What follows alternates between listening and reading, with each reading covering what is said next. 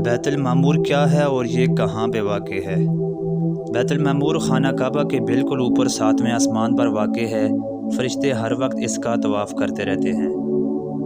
कुरान मजीद में सूरह तूर में अल्लाह ताला इरशाद फरमाते हैं, बैतुल मामूर जो कि 7वें आसमान पर मौजूद है अल्लाह ताला का घर है और फ़रिश्ते हर वक्त इसका तवाफ़ करते रहते हैं। जब हज़रत आदम अलैहिस्सलाम को ज़मीन पर उतारा गया तो उन्हें जन्नत के कुछ खुशबूदार पत्ते और हिजर अस्वद भी अता किया गया और उन्हें उस मुकाम पर उतारा गया जहां पर आज खाना काबा मौजूद है और उन्हें अल्लाह ताला की तरफ से हुक्म दिया गया कि इस जगह पर मेरा घर तमीर करो जैसा कि तुमने बैतुल मामूर को 7वें आसमान पर देखा है और इसका हज और तवाफ़ भी करो। मेराज की शब जब हज़ूर सल्लल्लाहु अलैहि वसल्लम हज़रत जिब्राईल अलैहिस्सलाम के हमरा 7वें आसमान पर पहुँचे तो उन्होंने फ़रिश्तों की एक जमात को खाना काबा का तवाफ़ करते हुए देखा।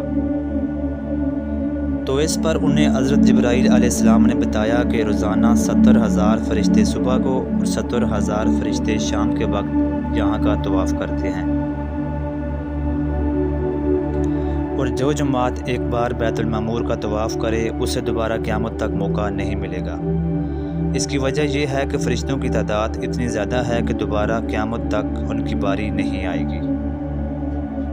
हर रोज़ 70,000 फ़रिश्तों की जमात का एक लीडर बना दिया जाता है जो उन्हें बैतुल मामूर तक ले आता है और मुकर्रर वक्त तक अल्लाह ताला की इबादत करने का मौका देता है। हज़ूर नबी करीम सल्लल्लाहु अलैहि वसल्लम ने जब फ़रिश्तों को रुकू और सजदा करते हुए देखा तो उन्होंने हज़रत जिब्राईल अलैहिस्सलाम से पूछा कि ये क्या कर रहे हैं।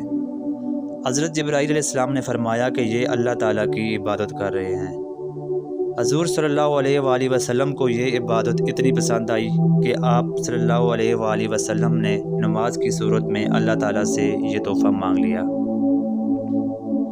शब मेराज से पहले यानी नमाज फ़र्ज़ होने से पहले मुसलमान साबिक़ा अंबिया के बताए हुए तरीक़ों के मुताबिक इबादत किया करते थे।